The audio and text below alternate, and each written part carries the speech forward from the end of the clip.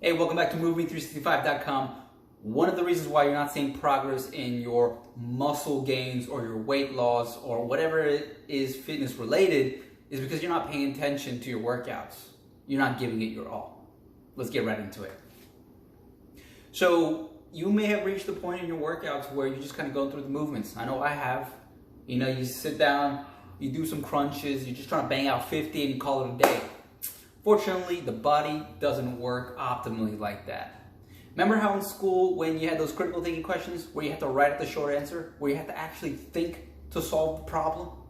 Turns out those were the most useful questions. Those were the most practical. Those were the most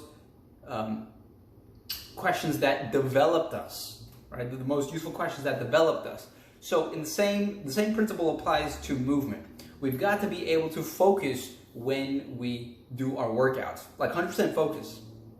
So what does this look like? Sometimes we do not need music. Okay, music will throw us out of the workout.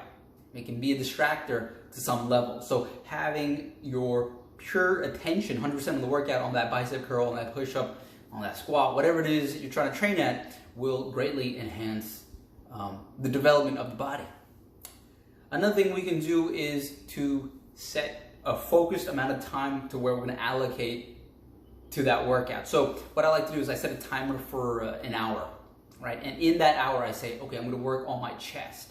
So what you're doing there is you're presetting a parameter to what you are going to work in, rather than having it willy-nilly up in the air. Oh, I'm just going to do this and this and this, and you're just playing it by ear.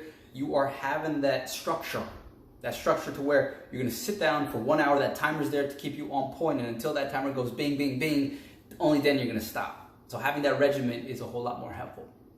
And then another thing you can do is to make sure you are breathing in the workout and finding out how to breathe in the workout.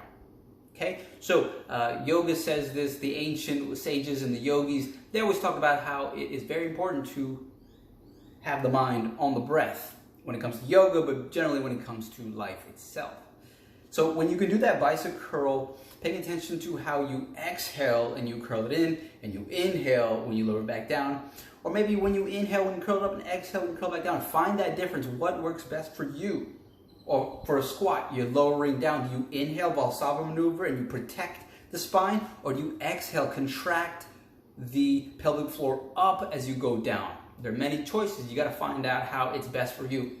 So pay attention to your workouts. Breathe with the movement, and that is going to bring you more deeper into the workout, developing your body a whole lot more. You're going to get those results, those abs, that strength, all that stuff comes a whole lot more. But you got to pay attention. You got to have that critical thinking ability in your workouts.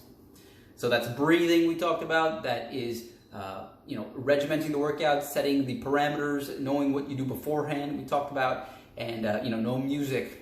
I know that music, Spotify, everybody wants to jam on the tunes these days when it comes to working out, but strip yourself from the music and notice how your workouts improve.